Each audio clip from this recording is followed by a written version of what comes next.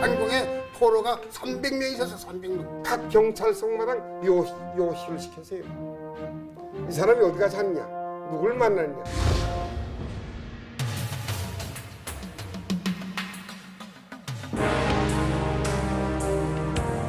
포로들을 넘기지 않고 형무소에다가 막 집어넣는, 가족 소식조차도 모르는 이런 세상에 도대체가 어dim이 있습니까?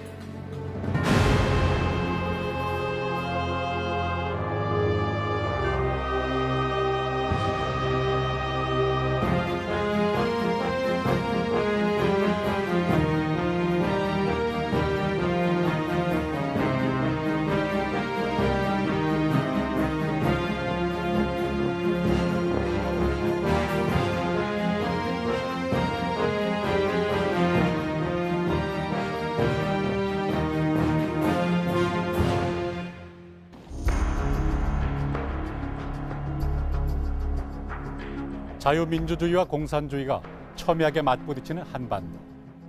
양진영에 있어서 포로라는 존재는 체제의 승리를 위한 포기할 수 없는 자산이었습니다.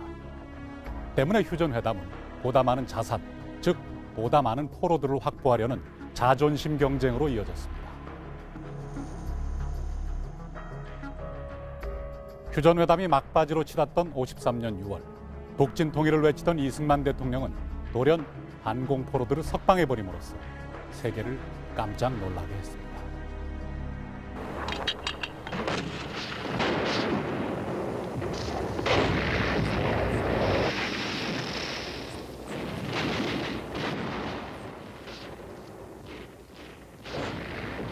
그 개고기는 전체가 시체 투성입니다. 시체를 갖고 시체를 봐가지고 백등전을 395지 고지에서는 한 거죠. 이래서 한국 전쟁보다 세계 역사상 없는 전쟁이 있었죠.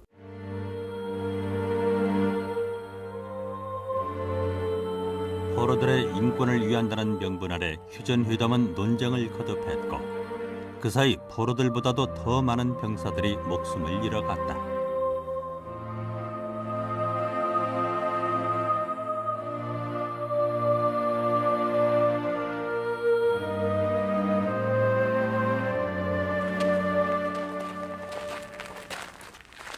(52년 6월) 3만 5천여 명의 반공 포로들은 거제도를 떠나 전국 각지 5개 수용소로 분산 수용됐다.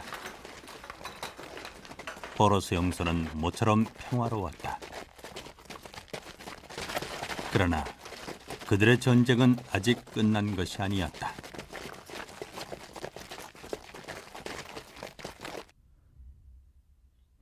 이관순과 나는 부산 거제리 수용소로 왔다.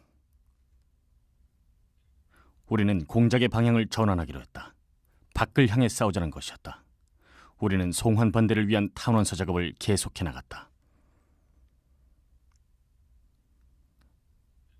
반공 청년단의 단원증도 새로 만들었다. 단원증은 국군 헌병대의 도움으로 전국 각지의 수용소에 배달됐다. 단원증은 돈을 받고 배포했다. 모아진 돈은 52년 10월 공작금으로 쓰였다. 우리의 운동을 전개하기 위해 이관순을 외부로 내보냈다. 10월 25일 이관순은 헌병 복장을 걸치고 유유히 철조망을 빠져나갔다. 후일 그는 6.18 반공포로 석방 때 탈출한 것으로 서류가 꾸며졌다. 그분이 원영도 씨도 이제 잘 찾아가면서 그 주위에 있는 사람한테도 이제 이런 얘기를 하고 그러니까 그거야 뭐 사적인 문제가 아니니까 거기서도 이제 많이 도와줬을 거예요. 그것도 그 문제가 대통령까지 가는 문제가 됐으니까. 그러니까 이관순이라는 사람이 없었으면 안 됐어요, 그거.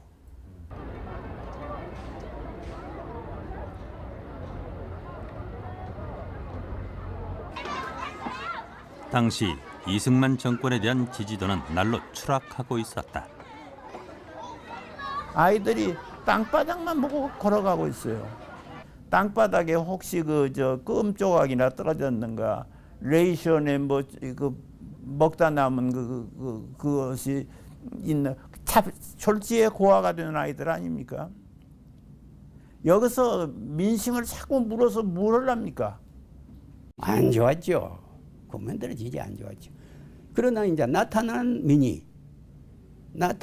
민의는 전부 대통령 지지한 사람만이 전부 거리에서 무슨 백골 따위니 무엇이니 해가지고. 휴전 회담이 시작된 직후부터 이승만은 줄곧 북진 통일, 휴전 반대라는 구호를 외치고 있었다. 그는 심지어 유엔군으로부터 국군을 철수시켜 단독으로라도 북진을 하겠다는 엄포를 늘어놓았고, 미국은 최소한 한반도의 안보를 위해 한미 상호방위조약을 체결해야 한다고 말했다. 북진 통일은 정치적 위기를 타개하기 위한 이승만의 정치 구호였다. 그것은 북으로의 송환을 반대해왔던 대한반공청년단의 이해와도 맞아떨어졌다. 때마침 이관순의 손에 들려나간 반공청년단의 탄원서가 이승만에게 전달됐다.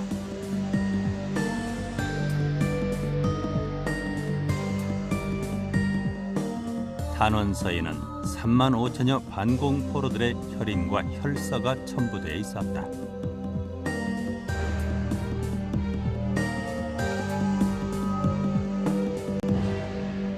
우리는 여기 대한민국에 남을 사람들이고 또 대한민국 자유민주주의를 선택하는 사람이니까 포로 교환은 우리는 결사 반대다.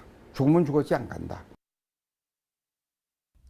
53년 6월 휴전협정이 사실상 조인 절차만을 남겨둔 시점에서 이승만은 영천 포로 수용소를 전격 방문했다. 북한의 인민군 포로들이 스스로 북진을 외치고 반공을 외친다는 것은 더없는 선전 효과를 가져다 줄 것이었다. 이것은 세계 전쟁사에서 포로가 되어가지고 나의 고국으로 돌아가고 싶지 않다고 표현한 유일한 참으로 이상한 전쟁이었습니다. 이승만은 이것을 기화로 해서 반공이라고 하는 자기의 정치적 그 프레카드를 강화하고 그 프레카드 아래에서 자기의 정치적 불안을 불식시키고 싶었을 뿐이지, 그가 진실로 인도주의적이었고 자유주의적이었는가 하는 것은 의심의 여지가 많습니다. 6월 6일 이승만은 원영덕 헌병 총사령관을 경무대로 소환했다. 그는 세상을 깜짝 놀라게 할 비밀 작전을 지시했다.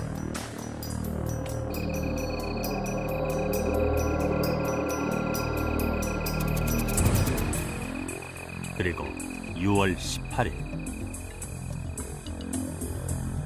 우리는 감쪽같이 몰랐는데 밤중에 우리를 깨우는 거예요. 다 일어나라고. 그 왜 그러냐니까 지금 우리가 석방을 하는데, 석방되는데 탈출을 하는 거다. 그러니까 2시 전까 새벽 2시에 탈출을 하게 되는데, 간부들에게 지시를 한 거예요. 자정이 지나면은 우리는 탈출할 테니까는 신발 낀 옷 이게 단정히 하고.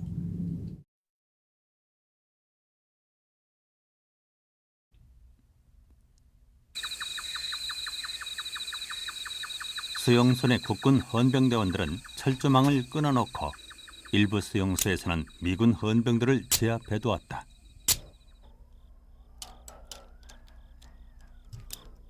그냥 갑자기 헌병들이 들이닥치세요. 수용소 안으로. 깜짝 놀랐어요. 이 한국군이 들어올 수가 없는 데를 들어가더라고요. 그래서 이제 딱 안내하는 대로 나가더니 철조망이 이 굴처럼 뿔려져 있어. 무조건 나가려는 거야. 나 같은 경우에는 이 워카 신발도 못 신고 나왔어요. 나가는 반에 방 같기도 하고 꿈 같기도 하고 나가려는데 이게 무슨 용문이냐 해서 이 꿈인가 내 나면서 살도 꼬집어 봤다고.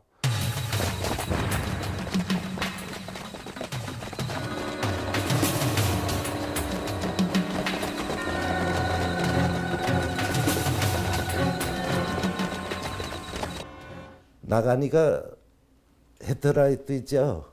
그걸 싹 비치고 전화로 글로 도망해라 그야. 뒤늦게 사태를 파악한 미군들이 기총 사격을 가하기도 했다. 모두 64명의 포로들이 미군의 총격에 목숨을 잃었다. 여기 일어날 자간이 있고 말이야. 여기가 막 저리고 그래가지고 이렇게 훑어가지고 보니까 말이야. 워카를 신었으니까 훑어서 이렇게 보니까 말이야. 피가 말이야. 선지 피가 그냥 막 묻었어요. 그러니까 말이야. 뭐 이제 나는 총이마성이 죽게 됐구나 봐. 그냥 쓰러져 있던 거야.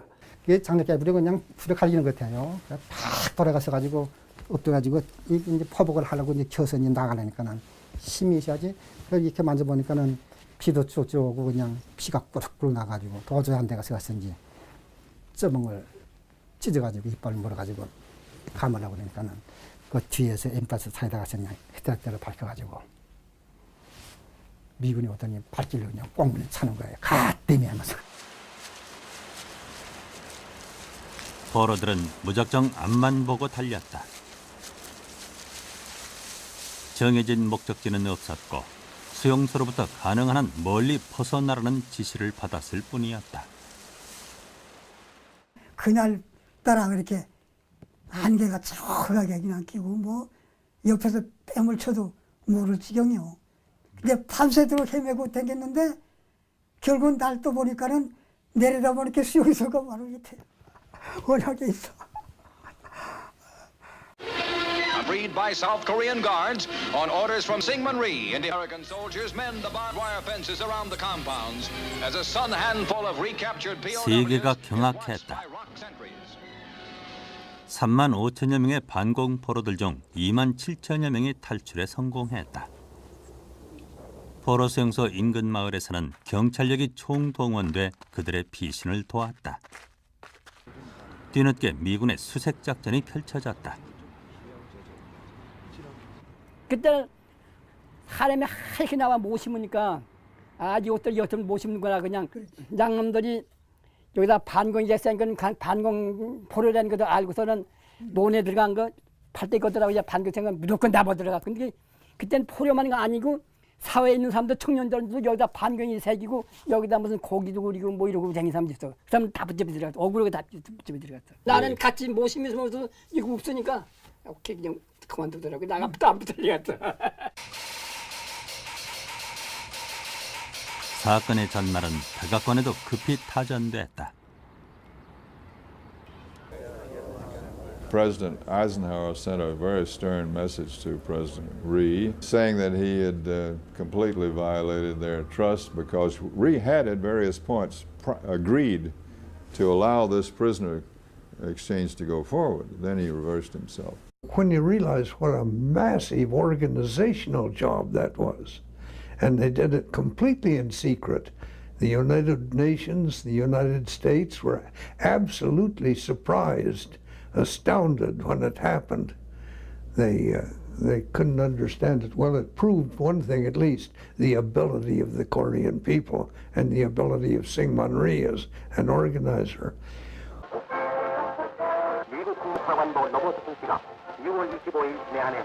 반공 포로 석방이 있은 지 꼭 일주일 만이었다. 로버슨의 방한은 이승만식 외교의 승리라고 믿어졌다.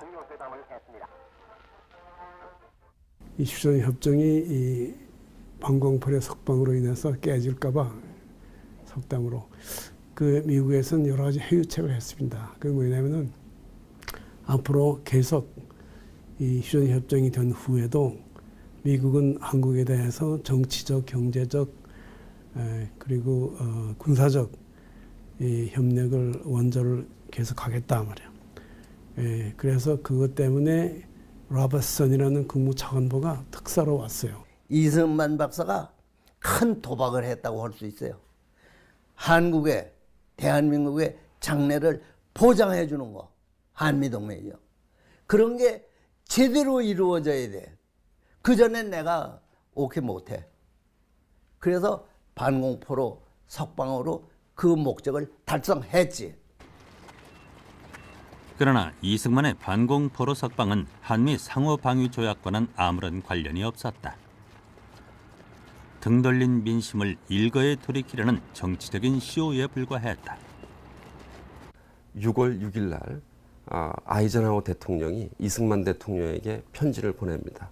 거기서 한국 정부가 그 휴전을 수락을 하면은 한국과 상호 방위 조약을 체결하겠다라는 의사를 피력하죠.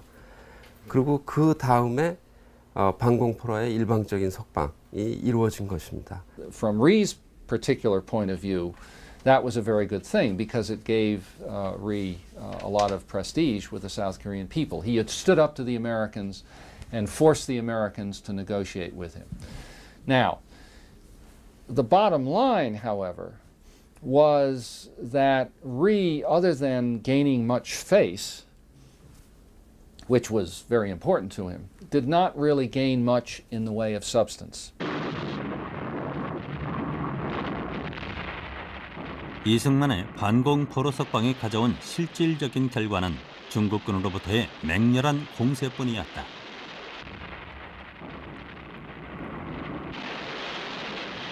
모택동은 중국군 병사들에게 석방된 포로들의 숫자만큼 한국군을 죽여 없애라고 명령했다.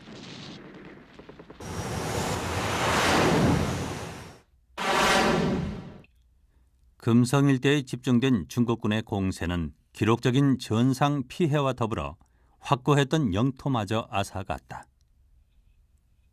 所以这方面，中国军队一看这个情况，就是毛泽东就跟彭德怀有过电报往来，就说鉴于这个情况，我们要再打一仗，而且这一仗主要就针对李承晚的军队，因为他破坏了协议，本来要签字了，结果咣一下放了2万战俘，又打。这个时候，我们那个毛泽东跟彭德怀决定要再打一仗。 这一仗就是朝鲜3年01个月战争的最后一仗，这一仗主要是对韩国军队。 조중 연합사령관이었던 그 평덕회가 국군 전선에 일격을 가해서 이승만 그 대통령의 그 반공포로 석방에 대한 그 보복의 의미도 갖고, 그 다음에 국군에게 대대적인 타격을 가해서 차후에 나름대로 어떤 주도권도 행사한다라고 하는 의미에서 그 작전 건의를 하게 됩니다. 그 건의는 모택동에 의해서 그대로 받아들여지죠. 그래서 그 혈전을 이제 수행하게 되고 결과적으로 국군은 많은 피해를 입게 됩니다.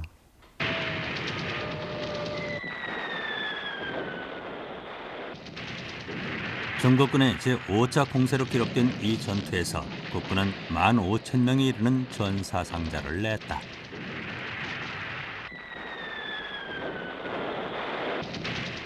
(53년 7월) 마침내 휴전협정이 조인됐습니다.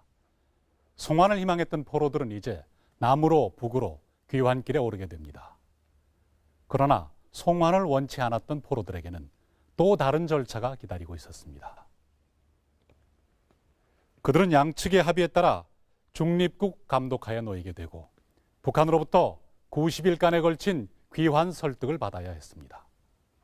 남과 북, 양측의 치열한 신경전이 계속되는 가운데 포로들은 다시 한번 고통스러운 선택의 기로에 놓이게 됩니다.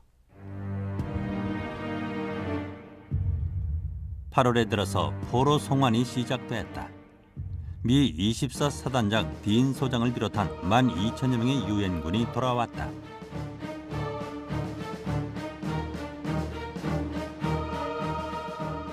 딘과 맞바꾸려 했던 이학구를 비롯한 7만여 명의 인민군 포로들이 북한으로 돌아갔다. 인민군 포로들은 유엔군이 지급한 의복을 벗어던지며 떠나갔다. 이북에 있던 사람들도 그거에서 가면 뭐 죽는다 그러니까는 갈 수도 없고 안 갈 수도 없고 그래서 갈 적에는 가게 됐는데 빤스꺼정 다 던지고 가는 거 아니야? 에? 거기서 포로교원에서 저쪽 차 타면서 말이야 모자도 던지고 구두도 던지고 선물 던지고 바지 벗어 던지고 그냥 이건 싫다 그거야 그걸 표시하느라고 그런 상황이 벌어졌죠. 저희들도 다 벗어내버리고 팬티 하나만 입고 판문점에 도착했습니다. 고생했는 거 이거 다 잊으려고 다 벗은 거예요. 인민군도 마찬가지일 겁니다.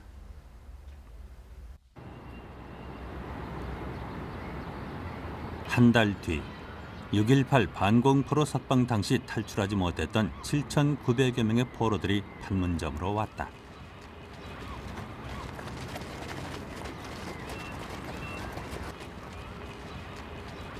그들은 휴전협정에 약속된 바 중립국의 감독 아래 북한 측으로부터 송환 설득을 받아야 했다. 일정 이제 좌측에 말이야 이북에서 이민군 애들 말이야 장성급들이 와서 앉아 있잖아요.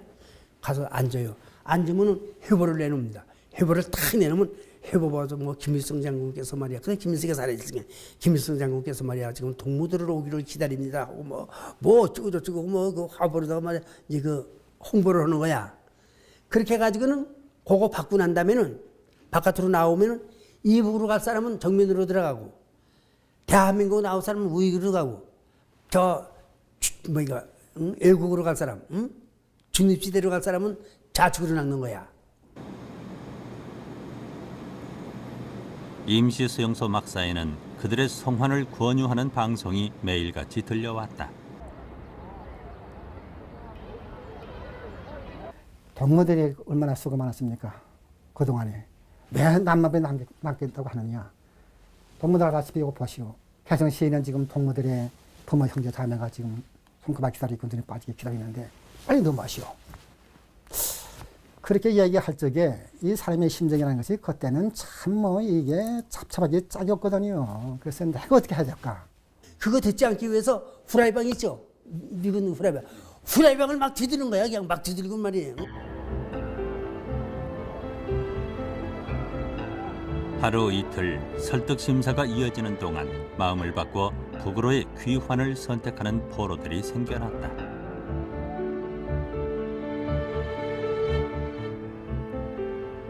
당시 판문점으로 간 포로들 중에는 대한반공청년단 연락부장인 백응태도 끼어 있었다. 그는 이른바 판문점 투쟁의 리더로 활약하게 된다. 이탈자를 막아야 했다. 방법을 고심하던 내게 때마침 헌병 총사령부의 원영덕 장군으로부터 단파 라디오 한 대와 암호문이 전달되었다. 1. 호랑이 2. 산길 가다 3. 선장 매일 4. 밤 11시 물품 55분 나는 중앙방송국을 통해 내려오는 헌총사의 지령을 접수했다. 암호로 된 지령은 32개의 약속된 암호문에 따라 해독됐다. 헌총사의 지령은 주로 설득 심사를 반대하는 시위를 벌일 것과 이탈자를 주의하라는 것이었다. 또 이거 다 대한민국하고 또 이거 무슨 뭐 비밀 저 유대 관계가 있었어요. 헌병사령부하고 그때 당시에 그건 뭐 그렇게 얘기를 하는데 그때 당시에 이걸 이제 정보를 교환해 가지고 설득을 안 한다를 이제 서로 주고받고 해가지고 설득을 안 한다고 계속 그 설득 반대 운동을 했어요. 그 안에서 수용소 안에서. 헌총사의 지령에 따라 설득 반대 투쟁을 벌여나갔다. 제일 먼저 모든 포로들로 하여금 설득장으로의 입장을 강력히 거부하도록 했다. 설득 반대 시위는 6개 대대가 동시다발적으로 진행했다. 일부 대대에서는 500명의 대원들이 한꺼번에 탈출을 시도하기도 했다. 그냥 안 간다고 가면 되는데 그러고 집에 첫 나가는 데만 있으면 되는데 대마로 나가자. 그 대마로 나가는데 철저망 1차선을 넘는단 말이죠. 한 번 더 저 수용소 안에 있는 철저망을 넘어요. 그러면 또 거기서 4중대식의 철저망이 또 넘어요. 하면 총질을 해요. 인도군이 못 넘어오게. 그래서 우리 수용소에서 황해도 자연군 후남면 칠남리 사는 김용환이라고 걔가 바로 내 앞에 나가졌는데 총에 맞았어요. 인도군 총에. 여기가 맞았단 말이지. 그게 뭐 동력 맞아도 돼요? 그 죽었어요. 54년 1월 설득 심사 기간이 모두 종료됐을 때 북으로의 귀환을 택한 자는 188명이었다. 판문점으로 갔던 반공 포로들은 대부분이 그대로 대한민국행 기차에 올랐다. 이미 석방된 2만 7천여 명을 포함해 3만 5천여 명의 인민군 포로들이 대한민국을 선택했다.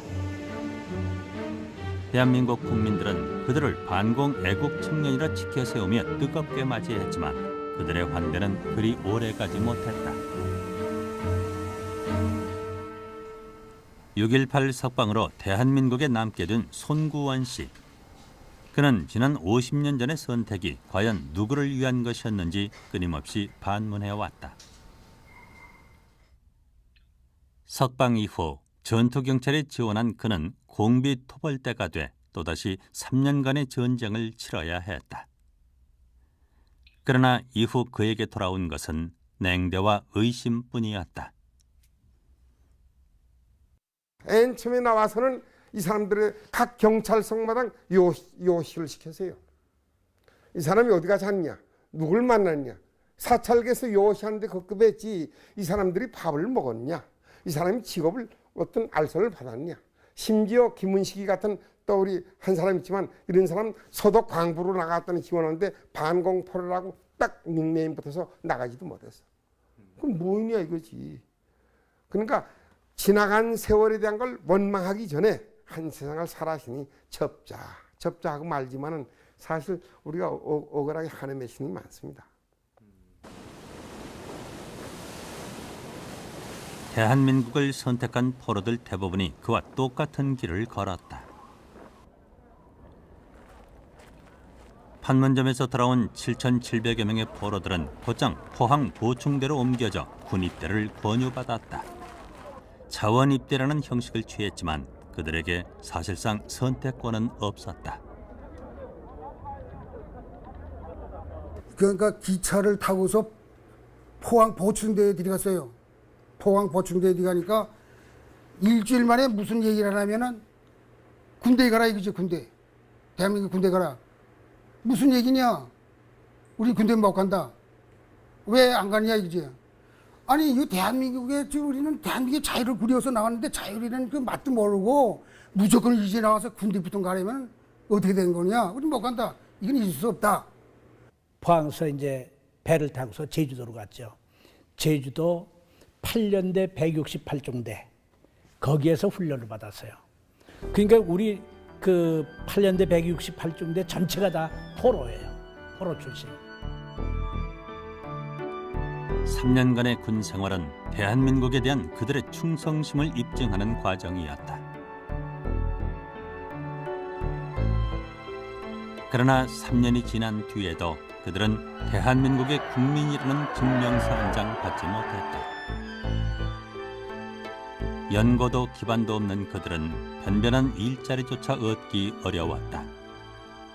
저는 제대해가지고 3년 만에 미국을 보고 있다가 제대하니까 어디 갈 데가 없어요. 탄광에 갔어요. 영월 탄광. 그 탄광 가도 들어갈 수가 없어요. 그것도 막 들이보내는 거 아니에요. 막장 그 안에가 탄 캐는 것도. 그 탄광에 포로가 300명이 있었어. 300명. 저와 같이 있었습니다. 괴란 고생 다 했어요. 그 300명이 다 직접 그 탄광 직장에 들어가지도 못했어요.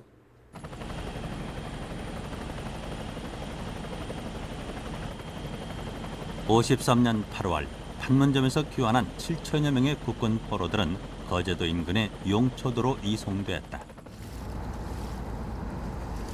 용초도는 거제도로부터 분리된 친공 포로들이 수용됐던 곳이었다. 제일 처음에는 용초도라는 일은 전혀 모르고 내려보니까 해변가에 섬이라서 실망이 이만저만이 아니었습니다.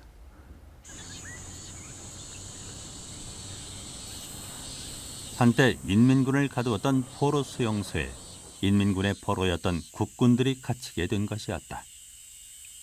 그들은 특무대로부터 2달에 걸쳐 사상검증을 받아야 했다. 우리 포로들 중에서 인민군들한테 그가 고자질을 해가지고 당했는데 저놈의 새끼가 아닐까, 저놈이 아닐까, 이걸 갖다 우리 거기에 교환돼 놓은 우리 포로들끼리 붙들어다가 신문하다가 뭐 죽은 사람도 있었다고 그럽니다. 가혹한 신문을 견디지 못해 자살하는 사람들까지 생겨났다. 며칠 동안 매일같이 17명의 포로들이 목을 맸다. 이북의 포로 수용소에 있을 때도 자살이라 하는 건 전쟁이 없었습니다. 왜냐? 내가 살아서 돌아가야 됐다 하는 그 일념에서 살아는 건데, 살아 돌아와서 자살하는 그런 광경을 보니까 저희들이 너무 뭐라 그럴까, 말로 표현할 수 없을 정도로 슬픈 일이지. 경북대 의대 시절 학도병으로 차원에 참전했던 박진홍 씨는 귀환 이후 의사가 됐다.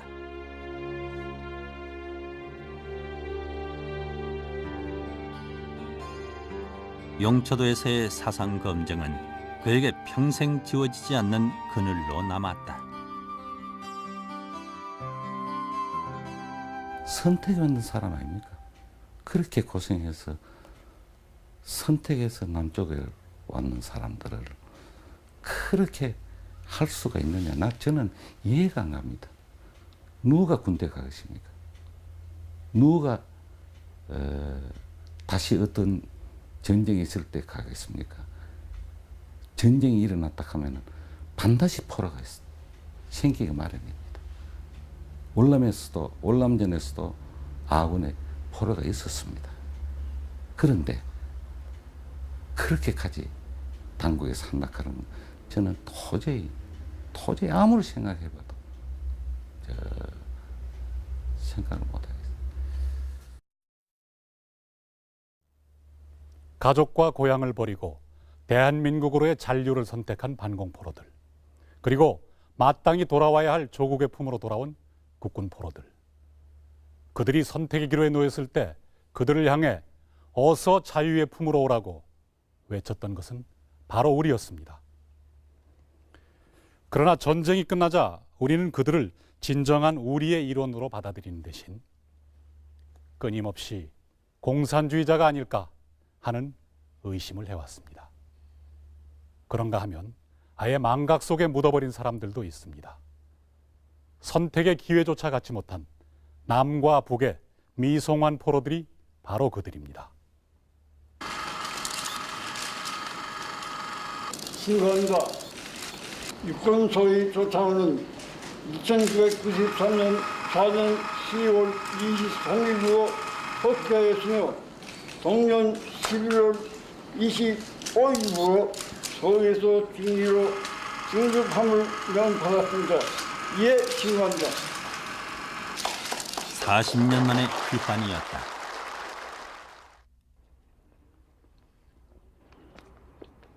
국군 포로 조창호가 돌아오기까지 국방부 공식 기록에 북한에 남아있는 국군 포로는 없었다.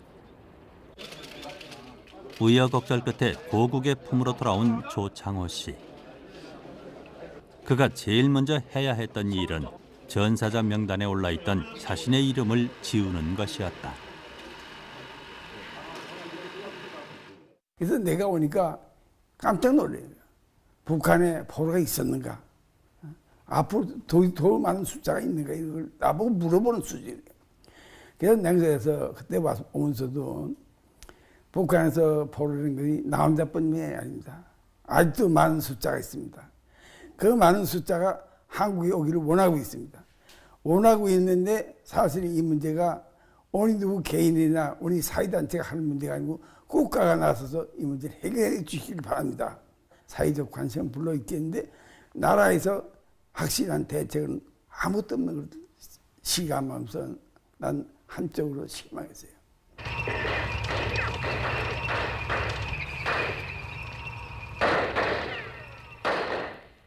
휴전회담이 시작될 무렵 북한 측은 한때 6만 5천여 명의 국군 포로를 획득했다고 발표한 적이 있었다. 그러나 정작 돌아온 국군 포로들은 8,700여 명에 지나지 않았다. 공산 측에서 포로 명단을 그렇게 포로 인원이 적었던 것은 북한 측이 국군 포로를 인민군에 입대시킨다든가 주민으로 편입시켜가지고 이미 포로들을 수용소에 두고 있지 않았다는 것이죠. 그게 가장 큰 국군 포로를 돌려보내지 못하는, 명단에 올리지 못하는 한 요소가 됐던 것입니다. 국군 포로들 중 상당수는 인민군에 편입됐다. 그들은 미 제국주의로부터 해방된 전사라는 의미로 해방전사라 불렸다.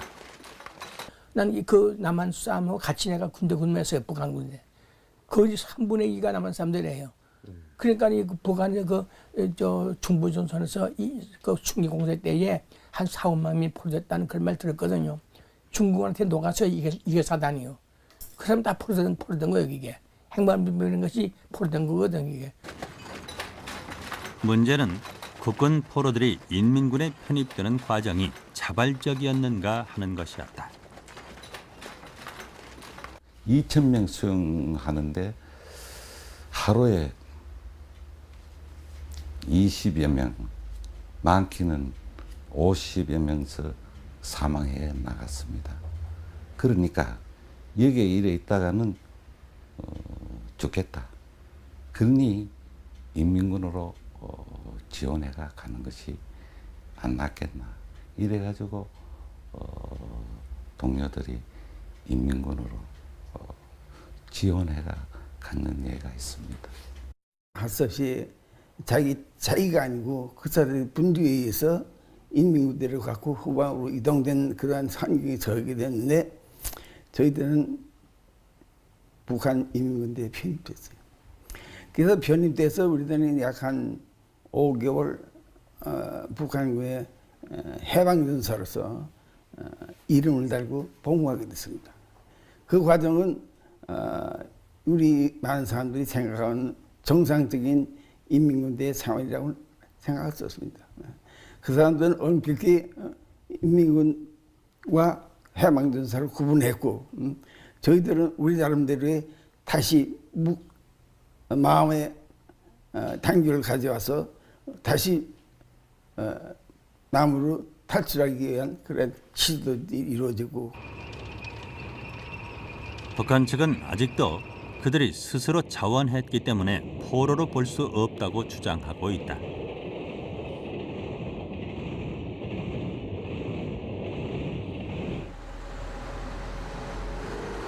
대한민국에서 50년을 살았지만 마음으로는 단 하루도 이곳에 살아본 적이 없었다. 유기진 씨는 포로로 인정받지 못한 채 억류된 삶을 살아야 했다. 그런 선택 기회가 없었습니다. 포로 수용소 안에서 그렇게 선택을 해서 구분시켰다면 반드시 올라가야 될 입장이죠. 50년 가을 낙동강 전선에서 부상을 당한 유기진 씨는 부트길에 오른 본대를 따라잡지 못해 전북 회문산에서 활동하던 빨치산과 합류해 1년여를 넘게 은신해 있었다. 당시 백선엽 휘하의 2개 사단은 지리산과 태백산 일대 빨치산을 소탕하기 위해 이른바 쥐잡기 작전을 전개하고 있었다. 보급선조차 끊긴 상태에서 그가 살아남을 길은 단 하나, 제발로 귀순하는 길뿐이었다. H군에 난 그때 당시에도 정복하고 있었으니까 포로 수용소의 형사들이 이 얘기가 포로 수용소에 보내줄 테니까 걱정 마시오. 파출소에서 갈 적에도 그 형사가 뒤에 같이 쫓아갔거든요. 그 사람도 그렇게 위로해주고 그러니까 저는 거제도 포로 수용소 가는 줄 알고 그러고 갔는데 유기진 씨를 비롯한 많은 인민군 포로들이 광주에 있는 중앙포로수용소에 수용됐다. 거제도로 보내지기 전 임시로 수용된 것이라고 했다. 광주 포로수용소에 수용한 인민군 포로들을 제1차, 2차 자출해서 거제도 포로수용소로 보낸 이후 갑자기 중단하고 나는 3차 명단에 있었는데 그 중단하는 바람에 못 가게 됐습니다. 거제도 행이 취소된 후 특무대로부터 취조가 시작됐다. 특무대는 그들을 포로가 아닌 범죄자로 취급했다. 당시 광주 포로 수용소의 소장이었던 송인섭 씨에 따르면 우리 정부는 그들이 정규군인 인민군임을 전혀 고려하지 않았다고 한다. 시가 마비가 되어버리니까 갈 길을 못 찾으니까 그다음에 여기 잔재 무엇이냐 그러면 그런 거 이제 조직도로 같이 합세를 해가지고 해서 지사를 거점을 해가지고서 어떻게 이부로 올라가야 되겠다 하는 그 심리 상태에서 그렇게 각종 그 범죄를 범한 사람들이거든요. 그러니까 저희들은 완전 소탕을 시켜가지고 그분들이 지사를 해서 지사는 그냥 인민군이다 이렇게 하지 않고 그냥 빨치산이다 해가지고서 호칭 달아난 거죠. 그 제네바 이제 그 포로 규정에는 교전 당사자는 물론 이 기관원 및 지방의 조직적 항고자를 포함한다라고 돼 있거든요. 그러면 나는 그 규정에 의하면 마땅히 포로 규정에 의해서 취급되어야 하는데 이것을 간첩으로 몰기 위해서 특무대 취조가 된 거죠. 국제법상 마땅히 포로로 인정받아야 할 그들은 포로 수용소가 아닌 형무소로 이송됐다.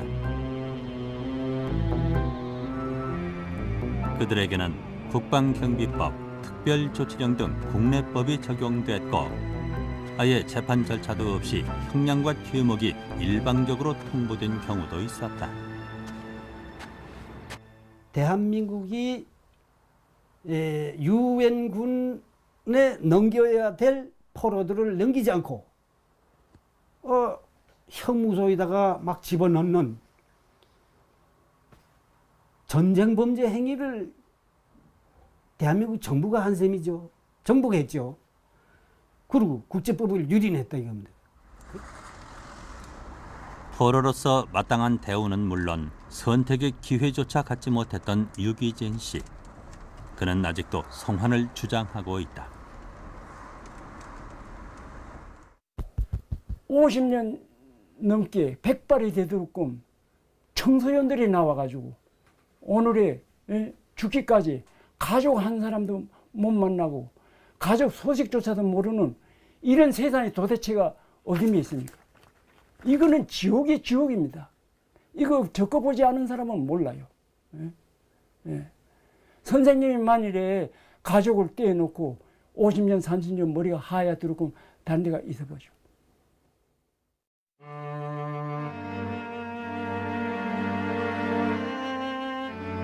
유엔은 이 전쟁을 공산주의의 위협으로부터 남한을 지켜낸 승리한 전쟁이라고 했다.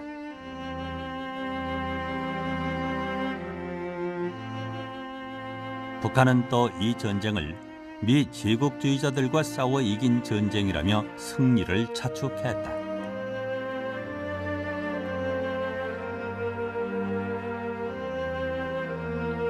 모두가 승자임을 자처하는 이 전쟁에서 포로들만이 패자로 남겨졌다.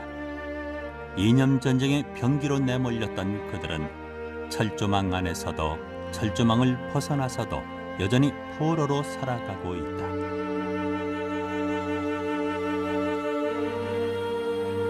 (50년) 전 우리는 이미 그 상처를 치유할 해답을 경험한 적이 있었다.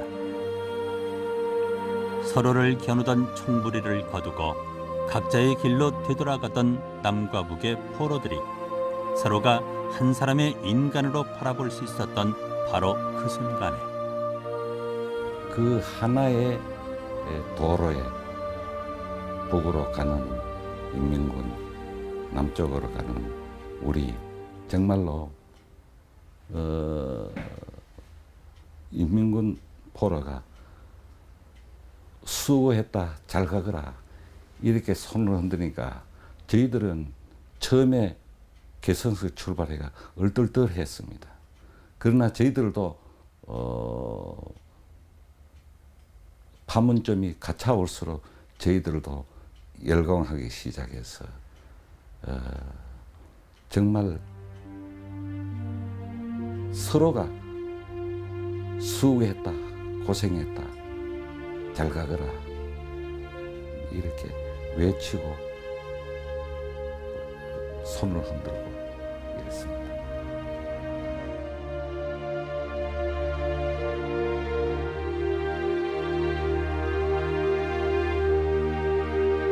휴전협정이 맺어진 지 51년이 흘렀습니다.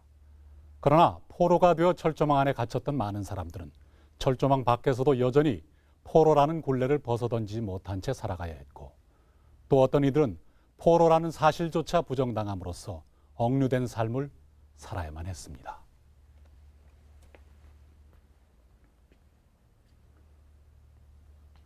자유민주주의와 공산주의가 격돌했던 이념전쟁에서 체제 경쟁을 위한 병기로 내몰렸던 남과 북의 포로들. 그들의 오랜 상처를 치유할 수 있는 길은 그들이 이념전쟁의 병기가 아니라 우리와 똑같이 살과 피를 가진 인간이라는 기본적인 상식을 복원하는 일에서부터 시작되어야 할 것입니다. 그리고 그것만이 50년이 넘게 우리 안에 지속되고 있는 전쟁을 끝내는 길이 될 것입니다.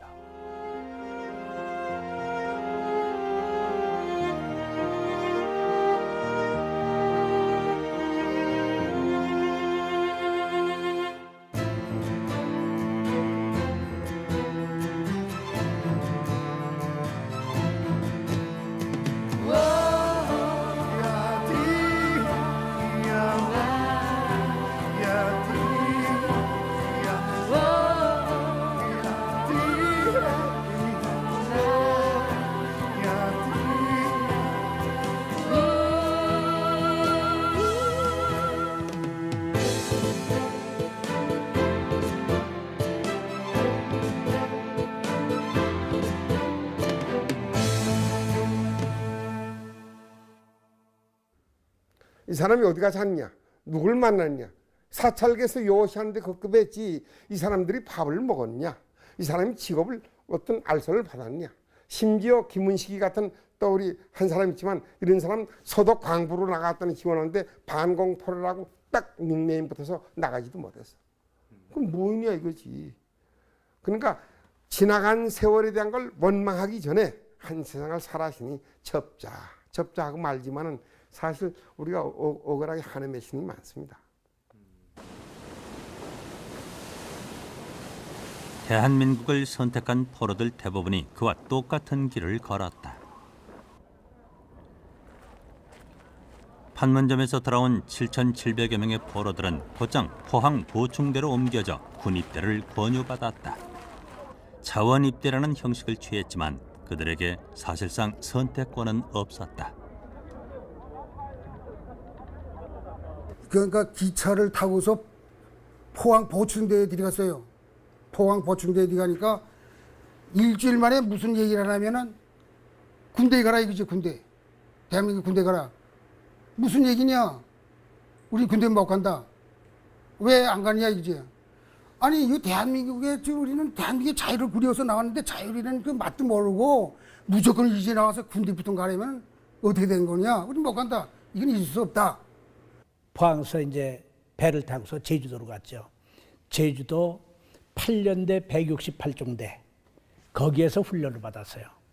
그러니까 우리 그 8년대 168중대 전체가 다 포로예요. 포로 출신. 3년간의 군 생활은 대한민국에 대한 그들의 충성심을 입증하는 과정이었다.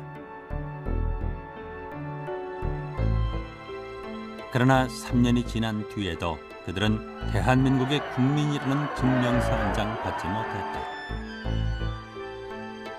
연고도 기반도 없는 그들은 변변한 일자리조차 얻기 어려웠다. 저는 제대해가지고 3년 만에 육군을 보고 있다가 제대하니까 어디 갈 데가 없어요. 탄광에 갔어요. 영월 탄광. 그 탄광 가도 들어갈 수가 없어요. 그것도 막 들이보내는 거 아니에요. 막장 그 안에가 탄 캐는 것도. 그 탄광에 포로가 300명이 있었어. 300명. 저와 같이 있었습니다. 괴란 고생 다 했어요. 그 300명이 다 직접 그 탄광 직자에 들어가지도 못했어요.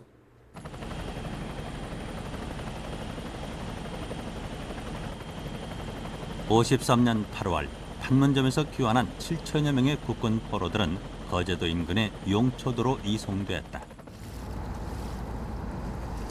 용초도는 거제도로부터 분리된 친공 포로들이 수용됐던 곳이었다. 거야. 그렇게 해가지고는 그거 받고 난 다음에는 바깥으로 나오면은 이북으로 갈 사람은 정면으로 들어가고, 대한민국 나올 사람은 우익으로 가고, 애국으로 갈 사람, 중립지대로 갈 사람은 좌측으로 낚는 거야. 임시 수용소 막사에는 그들의 성환을 권유하는 방송이 매일같이 들려왔다. 동무들이 얼마나 수고 많았습니까? 그동안에. 왜 남북에 남겠다고 하느냐. 동무들 알다시피 이거 보시오. 개성시에는 지금 동무들의 부모 형제 자매가 지금 손가락 기다리고 눈에 빠지게 기다리는데 빨리 넘어가시오. 그렇게 이야기할 적에 이 사람의 심정이라는 것이 그때는 참 이게 잡잡하게 짝이었거든요. 그래서 내가 어떻게 해야 될까? 그거 듣지 않기 위해서 후라이방 있죠? 미군 후라이방. 후라이방을 막 뒤드는 거야. 그냥 막 뒤들고 말이에요. 하루 이틀 설득 심사가 이어지는 동안 마음을 바꿔 북으로의 귀환을 선택하는 포로들이 생겨났다.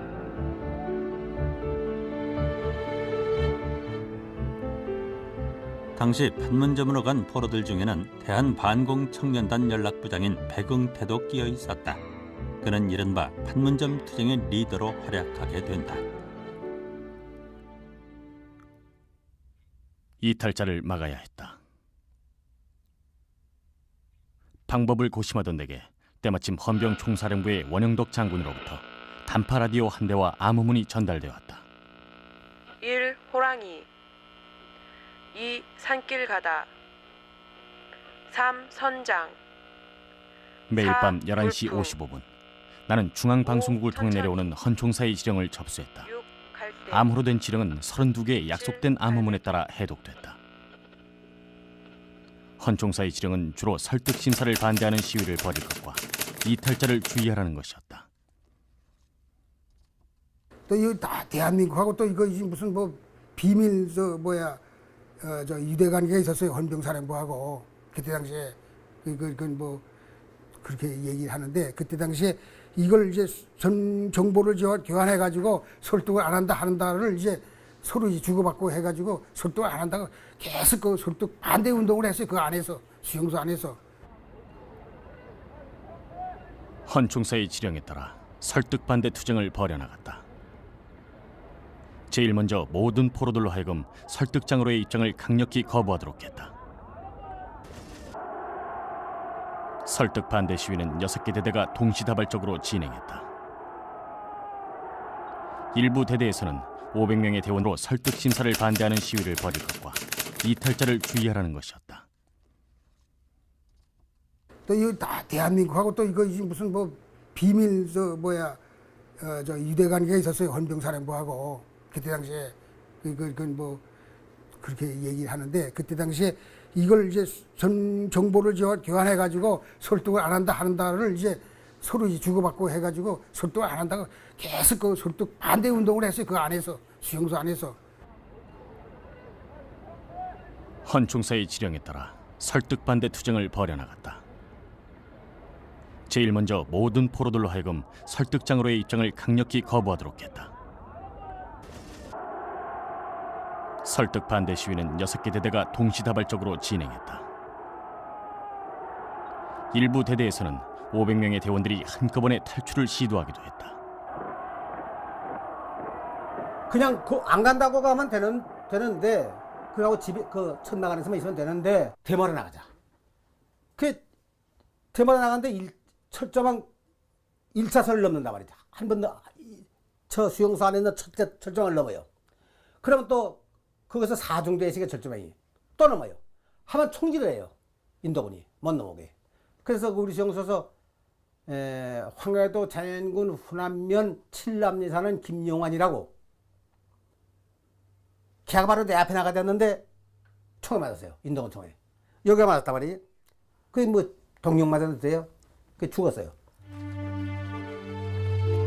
54년 1월 설득 심사 기간이 모두 종료됐을 때 북으로의 귀환을 택한 자는 188명이었다. 판문점으로 갔던 반공 포로들은 대부분이 그대로 대한민국행 기차에 올랐다. 이미 석방된 2만 7천여 명을 포함해 3만 5천여 명의 인민군 포로들이 대한민국을 선택했다.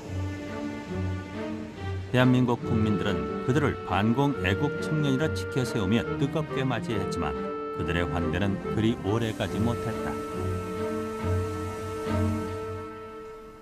6.18 석방으로 대한민국에 남게 된 손구원 씨. 그는 지난 50년 전의 선택이 과연 누구를 위한 것이었는지 끊임없이 반문해왔다. 석방 이후 전투경찰에 지원한 그는 공비 토벌대가 돼 또다시 3년간의 전쟁을 치러야 했다. 그러나 이후 그에게 돌아온 것은 냉대와 의심뿐이었다. 맨 처음에 나와서는 이 사람들의 각 경찰서마다 요시를 시켜서요. 이 사람이 어디 가서 냐 누굴 만났냐, 사찰에서 요시하는데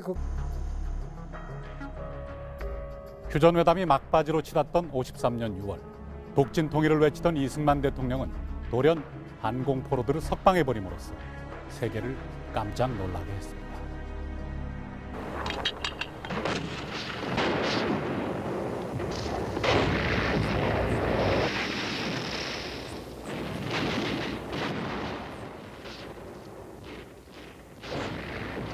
그 개고기는 전체가 시체 투성입니다.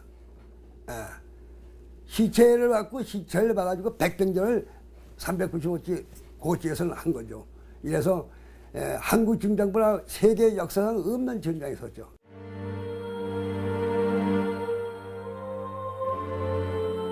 포로들의 인권을 위한다는 명분 아래 휴전회담은 논쟁을 거듭했고 그 사이 포로들보다도 더 많은 병사들이 목숨을 잃어갔다.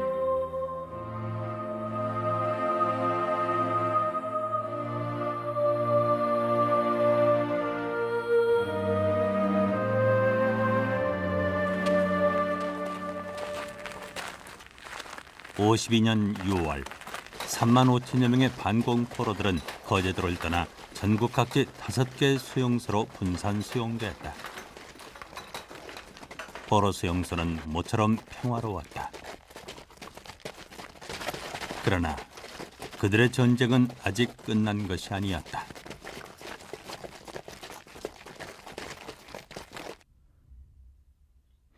이관순과 나는 부산 거제리 수용소로 왔다. 우리는 공작의 방향을 전환하기로 했다. 밖을 향해 싸우자는 것이었다. 우리는 송환 반대를 위한 탄원서 작업을 계속해 나갔다. 반공 청년단의 단원증도 새로 만들었다. 단원증은 국군 헌병대의 도움으로 전국 각지의 수용소에 배달됐다. 단원증은 돈을 받고 배포했다. 모아진 돈은 52년 10월 공작금으로 쓰였다. 우리의 운동을 전개하기 위해 이관순을 외부로 내보냈다. 10월 25일 이관순은 헌병복장을 걸치고 유유히 철조망을 빠져나갔다. 후일 그는 6.18 반공포로 석방 때 탈출한 것으로 서류가 꾸며졌다. 그분이 원영도 씨도 이제 잘 찾아가면서 그 주위에 있는 사람한테도 이제 이런 얘기를 하고 그러니까 그거야 뭐 사적인 문제가 아니니까 거기서도 이제 많이 도와줬을 거예요. 그러다 그 문제가 대통령까지 가는 문제가 됐으니까. 그러니까 이관순이라는 사람이 없었으면 안 됐어요, 그거.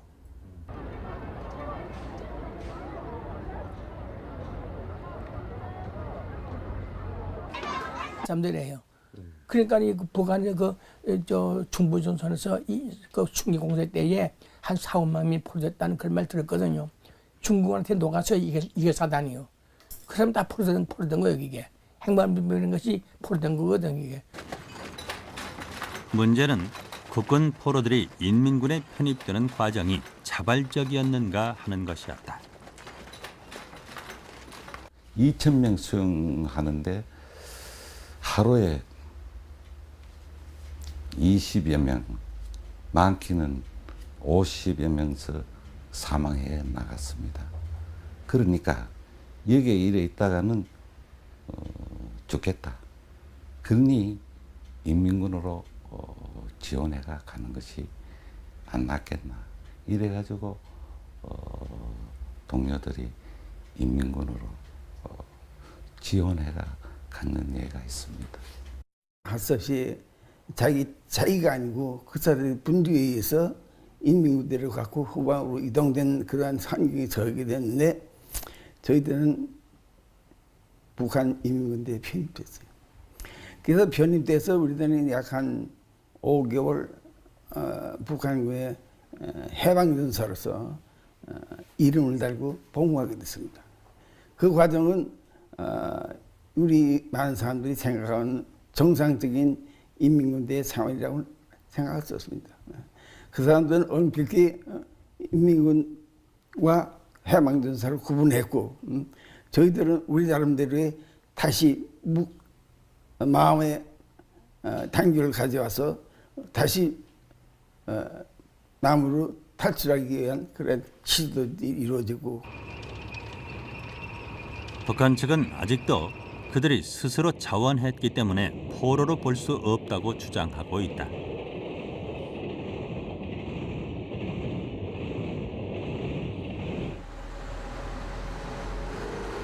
대한민국에서 50년을 살았지만 마음으로는 단 하루도 이곳에 살아본 적이 없었다.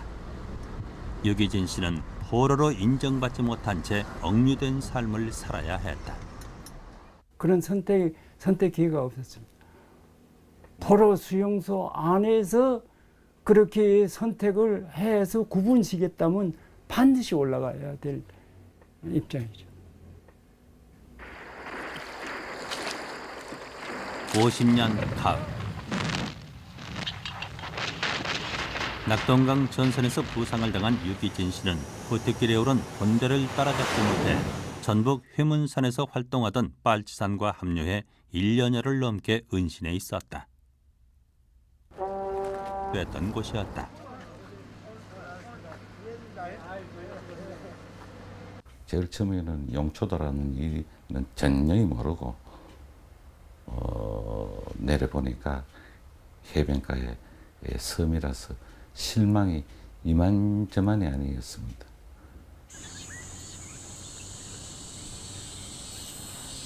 한때 인민군을 가두었던 포로 수용소에 인민군의 포로였던 국군들이 갇히게 된 것이었다.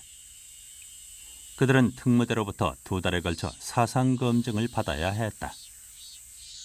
우리 포로들 중에서 인민군들한테 그가 고자질을 해가지고 당했는데 저놈의 새끼가 아닐까, 저놈이 아닐까, 이걸 갖다 우리 거기에 교환되어 놓은 우리 포로들끼리 붙들어다가 신문하다가 뭐 죽은 사람도 있었다고 그럽니다. 가혹한 신문을 견디지 못해 자살하는 사람들까지 생겨났다. 며칠 동안 매일같이 17명의 포로들이 목을 맸다. 이북의 포로 수용소에 있을 때도 자살이라 하는 건 전혀 없었습니다. 왜냐? 내가 살아서 돌아가야 됐다 하는 그 일념에서 살았는 건데 살아 돌아와서 자살하는 그런 광경을 보니까 저희들이 너무 뭐라 그럴까 말로 표현할 수 없을 정도로 슬픈 일이지. 경북대 의대 시절 학도병으로 차원에 참전했던 박진홍 씨는 귀환 이후 의사가 됐다.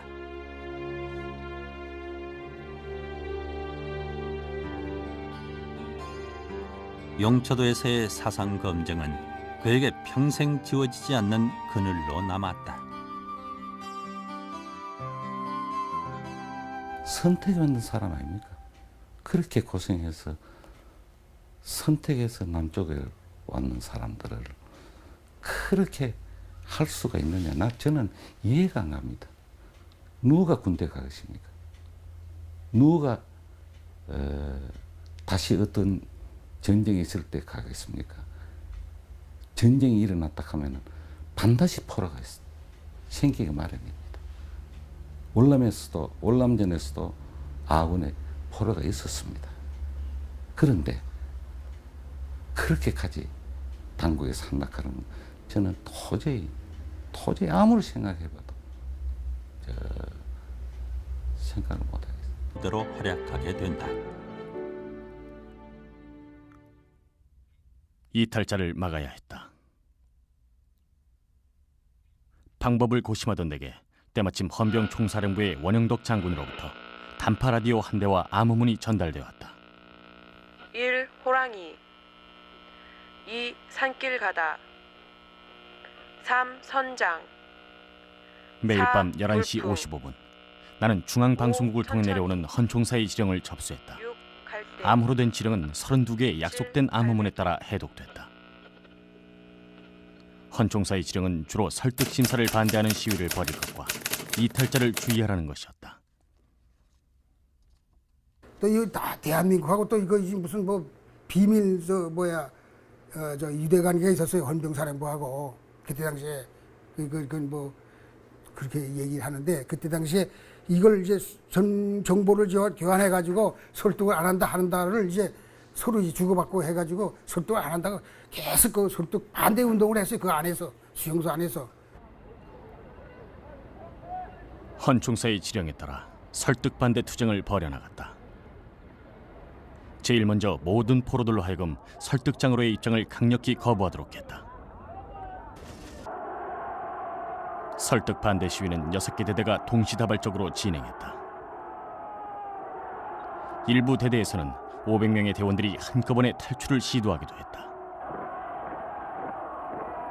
그냥 안 간다고 가면 되는데 그러고 집에 천막 안에서만 있으면 되는데 대마로 나가자. 그 대마로 나가는데 철조망 1차선을 넘는단 말이죠. 한 번 저 수용소 안에 있는 철조망을 넘어요. 그러면 또 거기서 4중대식의 철조망이 또 넘어요. 하면 총질을 해요. 인도군이 못 넘어오게. 그래서 우리 수용소에서 황해도 자연군 후남면 칠남리 사는 김용환이라고 걔가 바로 내 앞에 나가졌는데 총을 맞았어요. 인도군 총에. 여기가 맞았단 말이에요. 그게 뭐 동력 맞아도 돼요? 그 죽었어요.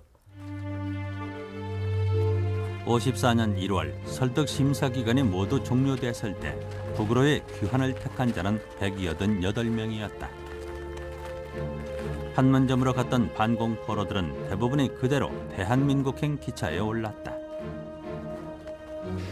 이미 석방된 2만 7천여 명을 포함해 3만 5천여 명의 인민군 포로들이 대한민국을 선택했다. 대한민국 국민들은 그들을 반공 애국 청년이라 지켜세우며 뜨겁게 맞이했지만 그들의 환대는 그리 오래가지 못했다. 6.18 석방으로 그들은 휴전협정에 약속된 바 중립국의 감독 아래 북한 측으로부터 송환 설득을 받아야 했다. 이쪽 이제 좌측에 말이야 이북에서 인민군 애들 말이야 장성급들이 와서 앉아 있잖아요. 가서 앉아요. 앉으면은 회보를 내놓습니다. 회보를 탁 내놓으면 회보 봐서 뭐 김일성 장군께서 말이야. 근데 김일성이 살아있으니까 김일성 장군께서 말이야 지금 동무들을 오기를 기다립니다. 하고 뭐 어쩌고 저쩌고 뭐 그 화보로다가 말이야 이제 그 홍보를 하는 거야. 그렇게 해가지고는 그거 받고 난 다음에는 바깥으로 나오면은 이북으로 갈 사람은 정면으로 들어가고 대한민국 나올 사람은 우익으로 가고 애국으로 갈 사람, 중립지대로 갈 사람은 좌측으로 낚는 거야. 임시 수용소 막사에는 그들의 송환을 권유하는 방송이 매일같이 들려왔다. 동무들이 얼마나 수고 많았습니까? 그동안에. 왜 남북에 남겠다고 하느냐. 동무들 알다시피 이거 보시오. 개성시에는 지금 동무들의 부모 형제 자매가 지금 손가락 기다리고 눈에 빠지게 기다리는데 빨리 넘어가시오. 그렇게 이야기할 적에 이 사람의 심정이라는 것이 그때는 참 뭐 이게 잡잡하게 짝이 없거든요. 그래서 내가 어떻게 해야 될까? 그거 듣지 않기 위해서 후라이방 있죠? 미군 후라이방. 후라이방을 막 뒤드는 거야. 그냥 막 뒤들고 말이에요. 하루 이틀 설득 심사가 이어지는 동안 마음을 바꿔 북으로의 귀환을 선택하는 포로들이 생겨났다.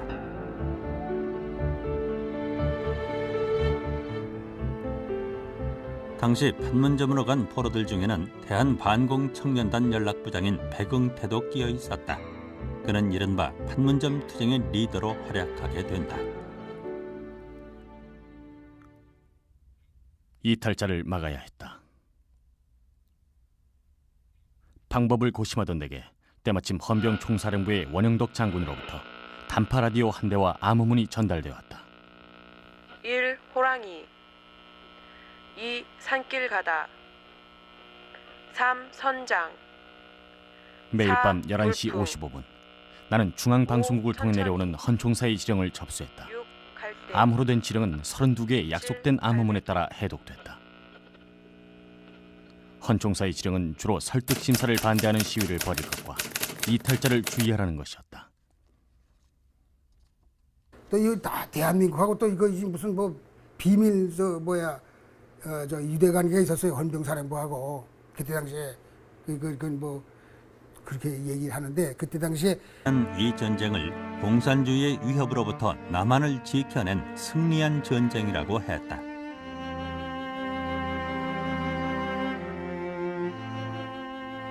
북한은 또 이 전쟁을 미 제국주의자들과 싸워 이긴 전쟁이라며 승리를 자축했다.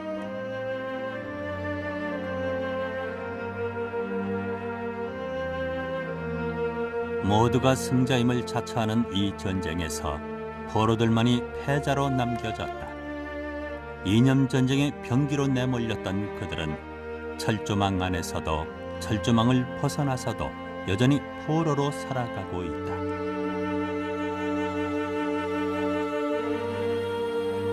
(50년) 전 우리는 이미 그 상처를 치유할 해답을 경험한 적이 있었다.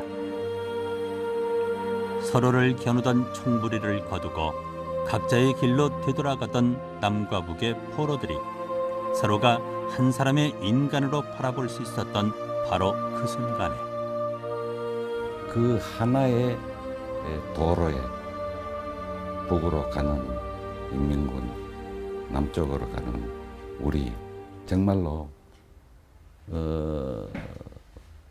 인민군 포로가 수고했다, 잘 가거라 이렇게 손을 흔드니까 저희들은 처음에 개성에서 출발해가 얼떨떨했습니다.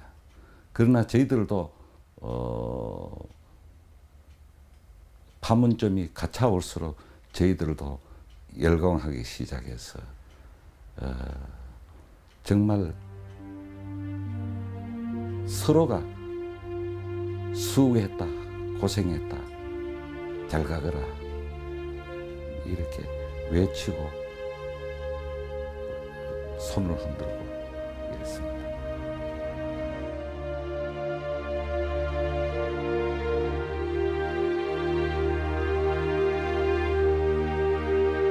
휴전협정이 맺어진 지 51년이 흘렀습니다. 그러나 포로가 되어 철조망 안에 갇혔던 많은 사람들은 철조망 밖에서도 여전히 포로라는 굴레를 벗어던지지 못한 채 살아가야 했고, 또 어떤 이들은 포로라는 사실조차 부정당함으로써 억류된 삶을 살아야만 했습니다.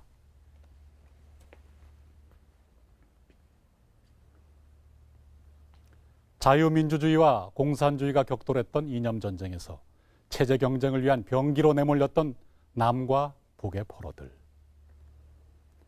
그들의 오랜 상처를 치유할 수 있는 길은 그들이 이념전쟁의 병기가 아니라 우리와 똑같이 살과 피를 가진 인간이라는 기본적인 상식을 보았습니다. 그런가 하면 아예 망각 속에 묻어버린 사람들도 있습니다.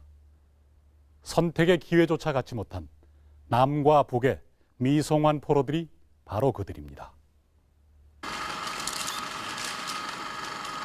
승관과 육군소위 조차원은 1993년 4년 10월 23일부로 복귀하였으며 동년 11월 25일부로 서울에서 중위로 진급함을 명받았습니다.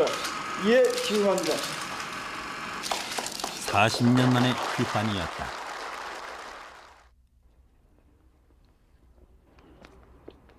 국군 포로 조창호가 돌아오기까지 국방부 공식 기록에 북한에 남아있는 국군 포로는 없었다. 우여곡절 끝에 고국의 품으로 돌아온 조창호 씨. 그가 제일 먼저 해야 했던 일은 전사자 명단에 올라있던 자신의 이름을 지우는 것이었다. 그래서 내가 오니까 깜짝 놀래요. 북한에 포로가 있었는가? 앞으로 더 많은 숫자가 있는가? 이걸 나보고 물어보는 수준이에요. 그래서 냉소에서 그때 오면서도 북한에서 포로라는 것이 나 혼자뿐만이 아닙니다. 아직도 많은 숫자가 있습니다. 그 많은 숫자가 한국에 오기를 원하고 있습니다. 원하고 있는데 사실 이 문제가 어느 누구 개인이나 우리 사회단체가 하는 문제가 아니고 국가가 나서서 이 문제를 해결해 주시길 바랍니다. 사회적 관심은 물론 있겠는데 나라에서 확실한 대책은 아무것도 없는 걸 시감하면서 난 한쪽으로 실망했어요.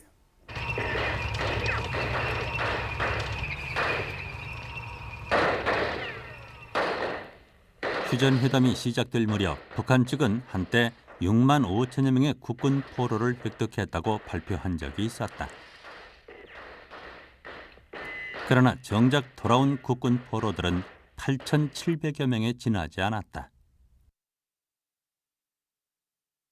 봉산 측에서 포로 명단을 그렇게 그 포로 인원이 적었던 것은 북한 측이 국군 포로를 인민군에 입대시킨다든가 주민으로 편입시켜 가지고 이미 포로들을 수용소에 두고 있지 않았다는 것이죠. 그게 가장 큰 국군 포로를 돌려보내지 못하는 명단에 올리지 못하는 한 요소가 됐던 것입니다. 국군 포로들 중 상당수는 인민군에 편입됐다. 그들은 미 제국주의로부터 해방된 전사라는 의미로 해방전사라 불렸다. 난 그 남한 수사 50년 전 우리는 이미 그 상처를 치유할 해답을 경험한 적이 있었다. 서로를 겨누던 총부리를 거두고 각자의 길로 되돌아가던 남과 북의 포로들이 서로가 한 사람의 인간으로 바라볼 수 있었던 바로 그 순간에 그 하나의 도로에 북으로 가는 인민군, 남쪽으로 가는 우리 정말로 인민군 포로가 수고했다, 잘 가거라 이렇게 손을 흔드니까 저희들은 처음에 개성에서 출발해가 얼떨떨했습니다. 그러나 저희들도 판문점이 가차올수록 저희들도 열광하기 시작해서 정말 서로가 수고했다, 고생했다, 잘 가거라 이렇게 외치고 손을 흔들고 이랬습니다.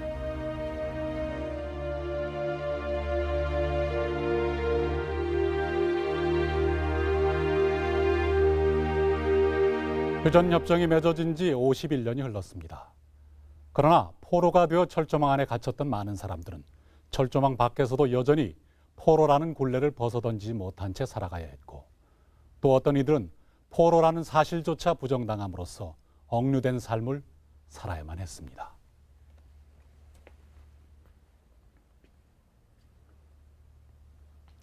자유민주주의와 공산주의가 격돌했던 이념전쟁에서 체제 경쟁을 위한 병기로 내몰렸던 남과 북의 포로들.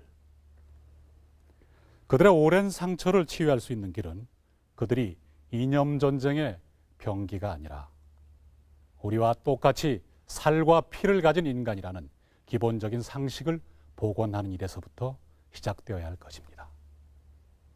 그리고 그것만이 50년이 넘게 우리 안에 지속되고 있는 전쟁을 끝내는 길이 될 것입니다.